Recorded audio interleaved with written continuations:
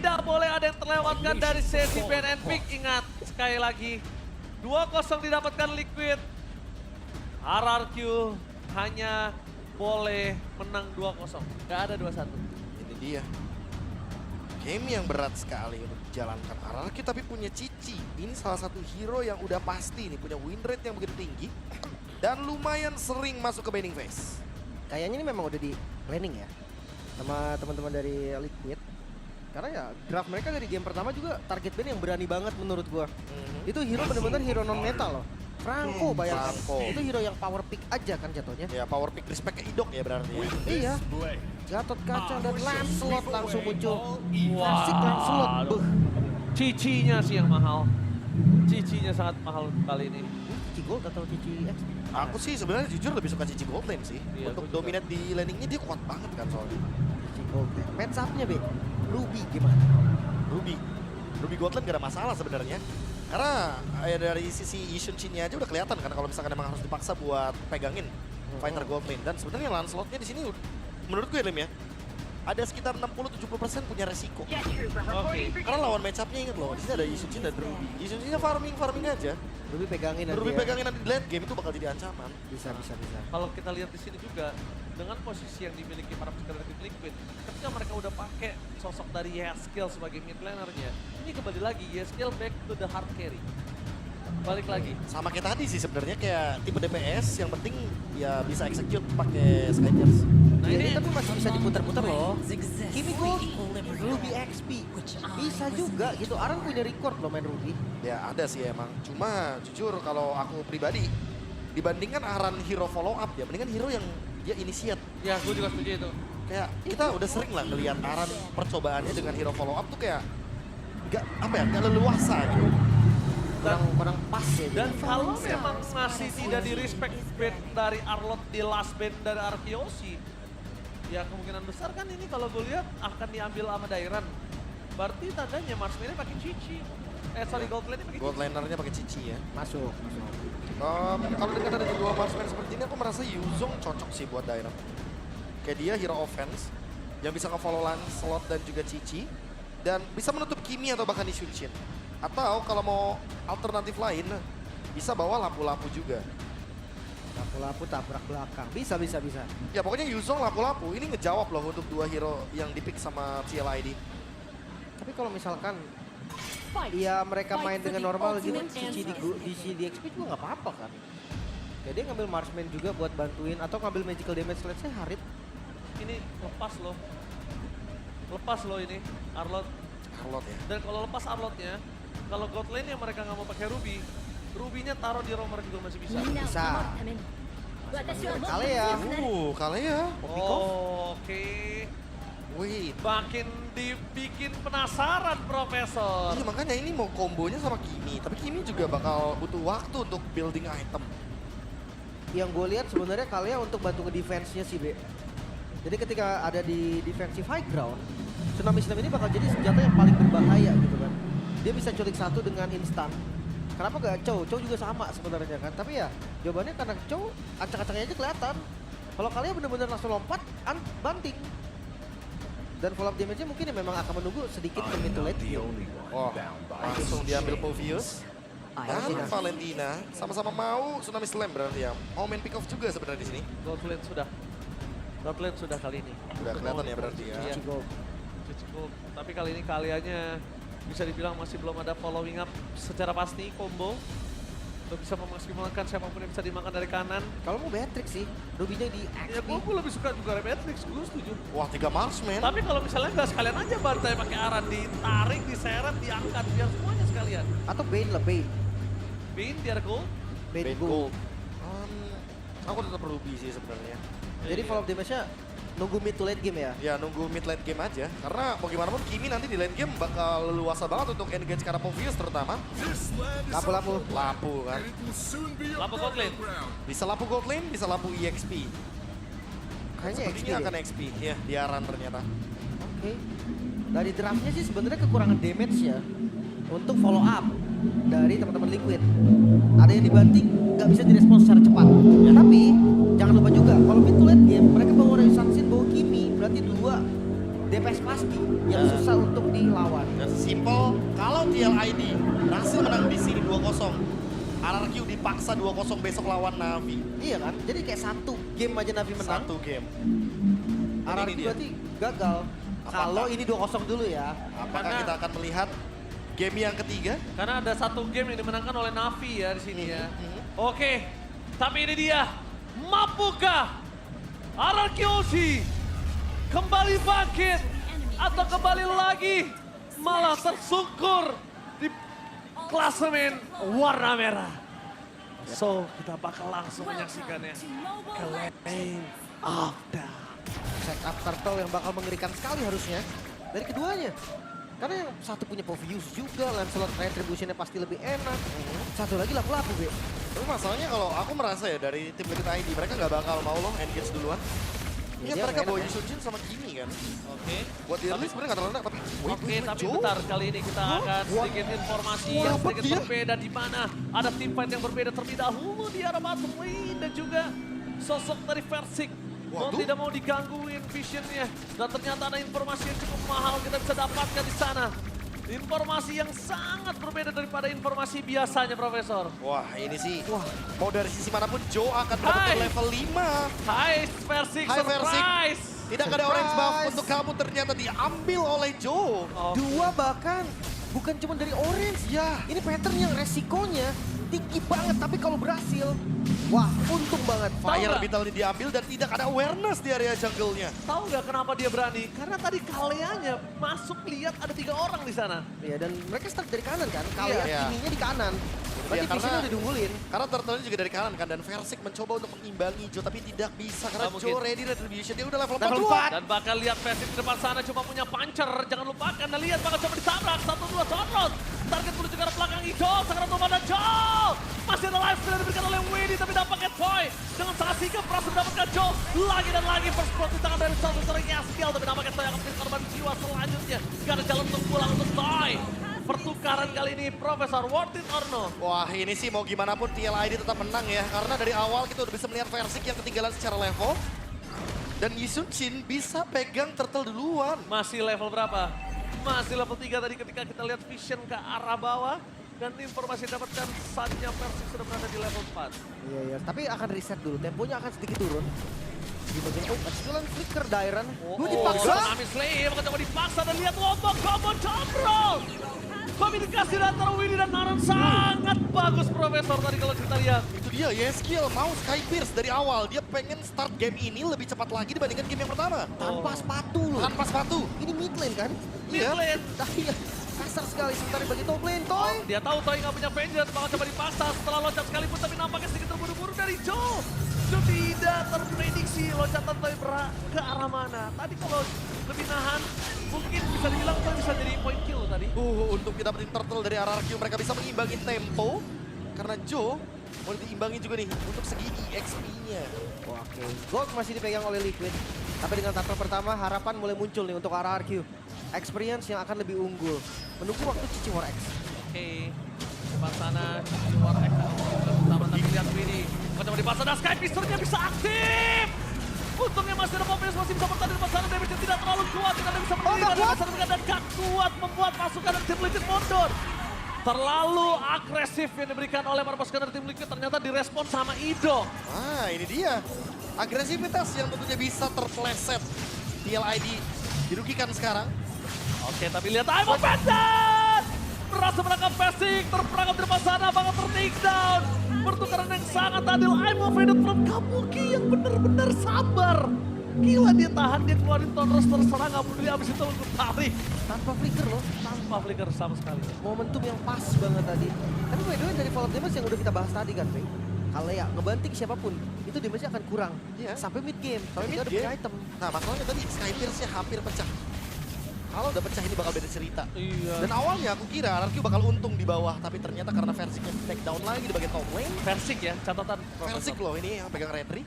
Jadi mau nggak mau TLID unggul lagi sekarang. Oke. Akan sedikit pelan setup dari keduanya akan ditunggu. Next objektif dari Turtle yang ada di atas. Kayaknya bakal menjadi team fight yang sempurna bagi mereka. Karena keduanya ready nih. Dari Roamer bahkan kalau ngomongin area, RRQ mereka lebih pegang. Iya. Jangan lupa juga ya, sini ada AOG, Curtain Call. Dan ini Garut Kaca Cici itu kombonya dinamis banget. Jadi mereka bisa maksimalkan bagaimana potensi untuk bisa bermain dengan combo tersebut. Wih, 49, 51%. Tipis ya. Beda tipis saya, beda tipis. Kalau kata orang-orang ada back sound nggak ada? Oke, Lama itu. Itulah, itulah ada Ji. ada Cimo. Ya, Pokoknya terus ditarik. Oke, bakal coba ditangkap dari Kutoy memilih untuk ke arah belakang supaya nggak bisa pegang siapapun. Widi bakal coba menangkap siapapun dan Tournament Slam dibalaskan oleh Riff. Dicuri, 1 point kill. Dan bakal berpasukan dari tim Liquid kali ini. Yaskiel masih menyelamatkan 1 momentum. Aran harus takedown termakan dengan cukup sakit yang bisa diberikan Kabuki. Kabuki dia survive. Tapi jangan lupakan Yaskiel. Walaupun dia cuma punya Sky Pisar, tapi sekarang dia udah menuju ke arah Glowing One. Ya, pastinya untuk left win ya. Untuk anti Regen. Tapi dari momen sebelumnya kita lihat bahwa Rins dia bisa ambil loh dari Tsunami Slam dan Miss. Dan untungnya posisi kali ini informasi yang didapatkan adalah tidak ada yang bisa melakukan kill terhadap Kabuki. Ya, karena mau gimana pun ya Ruby Goldlane bakal susah banget buat di ganking. Berbeda dengan Cici yang dimana dia minim untuk efek CC, hanya curtain call saja. Sementara itu untuk leading gold yang tadi udah dipegang sama TLID. Karena balik lagi, banyak point kill yang diambil sama RRQ. Pick off-nya juga tidak terlalu maksimal karena damage-nya minim dari Widi dan follow up-nya.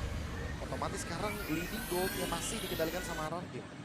Kalau under turret kayaknya mimpi buruk deh nabrak ke fighter gitu kan. Ruby ataupun sama. Oke, bakal coba dipasang, Purify Game ini dibalaskan dan bahkan di depan sana Ruiz takedown.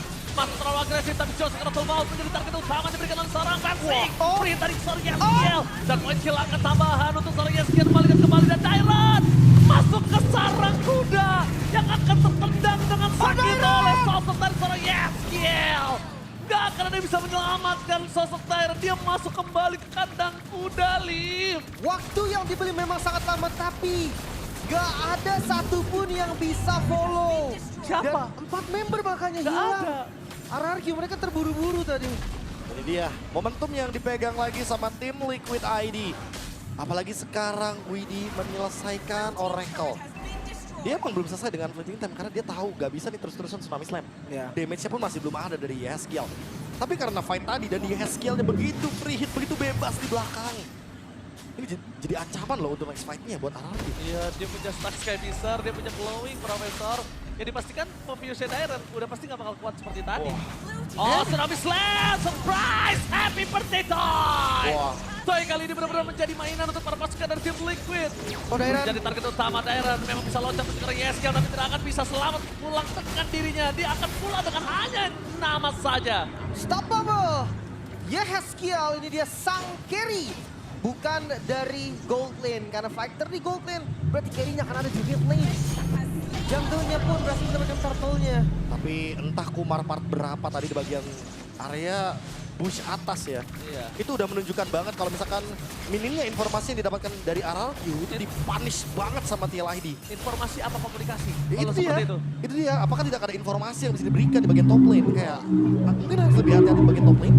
Karena ingat sekarang TLID semua river, semua bush itu bisa ada mereka loh. Iya sih. Ada Kalea Kalau soalnya. kalau yang tadi ya momen lewat musik menurut gue itu nggak bisa komunikasi sih. Jangan Itu lupakan 50.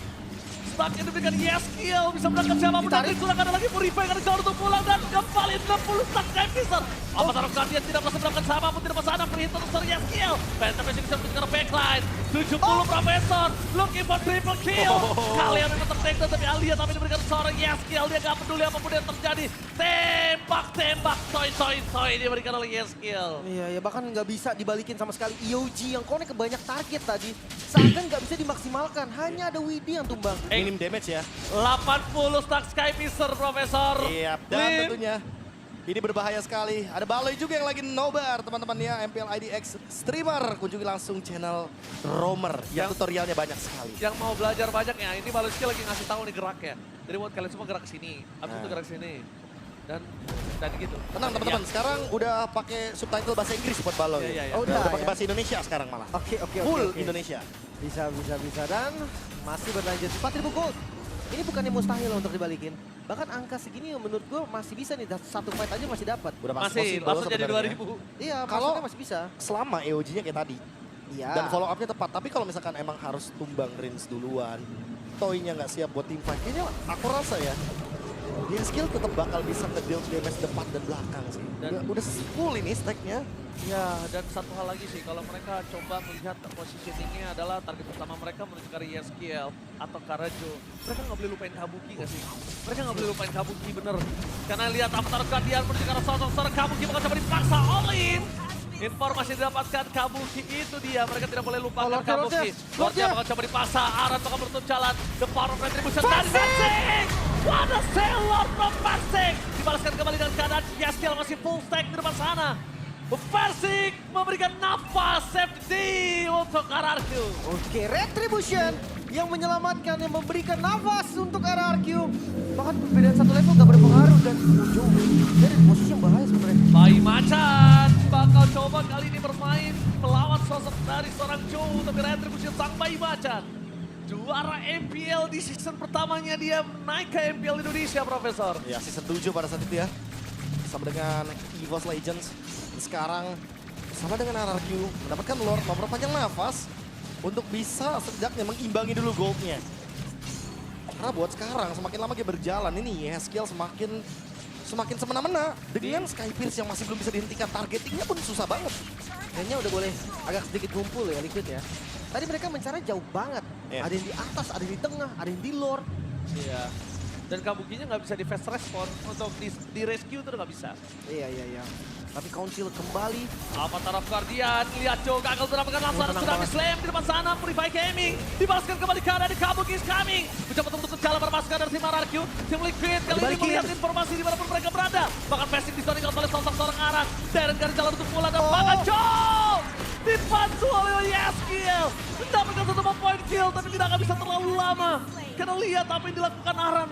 Sudah melakukan zoning terbaiknya menuju ke arah sosok seorang Persik. Wah ini kayaknya Trashless yang harus lebih aware lagi sih. Karena ketika Yisansin Trashless memang dia bisa mainin pasifnya kan untuk cooldown.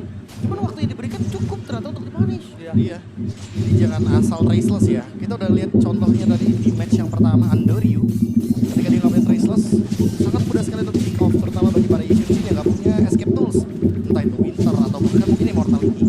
Ya sama menurut gua masih ini sih jarak mereka yang terlalu jauh. Maksud gua kalau misalnya mereka mau coba untuk show di arah atas atau mereka coba untuk mau dapetin dorongan, nggak apa-apa berdua, tapi pastikan tiga lainnya itu bisa melakukan rescue dengan cepat, responsif gitu. Kayak Idok tadi. Berarti harus deket kan? Ya deket nggak apa-apa, tapi jaraknya terukur lah.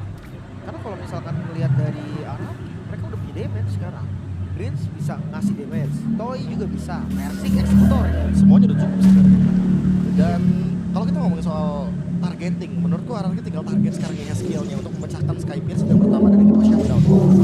Karena ya sumber damage-nya, hyper carry-nya bukan di Shunsin sekarang. Ini Itu kalau pecah sih, pertama shutdown-nya mahal. Kedua, di dalam kondisi status Capistra itu langsung 50-an. Iya. Kayaknya itu tugas Toy gak sih? Harus mau nge-flank dikit-dikit. Ya kalau kita ngelihat beberapa sumber ya kayak Toy, kayak Cici Golden kayak emang bisa kan ke belakang. foto Widi. Oke. Lagi-lagi sebuah item yang cukup berbeda dibandingkan dengan roamer lainnya. Jadi mana dia akan bermain dengan efek heal. Dia nggak mau membernya kena geng. Oke, lihat di depan sana Kabuki bakal coba dipasang tergoda dengan Aran. Untuk jalan perpasukan dari tim Liquid. Free hit dari seorang Yeskiel. Liquid Front Defense dikeluarkan di mana Soy berada. Coba mencoba untuk jalan perpasukan dan Wede! Tsunami Slave berhasil mendapatkan Persik. Kehilangan Idok 2 point kill. Oke, Fortune kill. Soy seorang diri karena menemani didepakan. Yeskiel tidak tersentuh sama sekali. Oke, for media. One last kill for Ritzia. Apakah ada maniak di depan mata kali ini? Perpasukan dari tim Liquid mereka memilih untuk melakukan clear terlebih dahulu. Sebelum menunjukkan Lord yang selanjutnya, mereka mau coba menyelesaikan game ini. Oh, mau lurus kah? Tapi pergerakan dari Joe sepertinya mereka akan ngambil objektif aja. Masih ada Rin sebenarnya untuk defense. Berarti 2-2 ya, 2 ya. Kalau dapetin syukur, kalau enggak ya udah ya. Oke, lihat Aran, sorry time of Ender menunjukkan Aran, tapi dampaknya nggak pantas untuk mereka melanjutkan kembali menunjukkan endgame karena mereka akan bisa dibalikan keadaannya. Itu dia, ketika mengincar target yang bukan damage dealer yaitu Kabuki dan gagal, dibalikin seada-adanya. Ya pertama mungkin berhasil, tapi yang kedua setelah dia jadi Oracle, dia punya Queen Swings juga. Terus jaraknya. Iya, dia anti-burst loh tadi.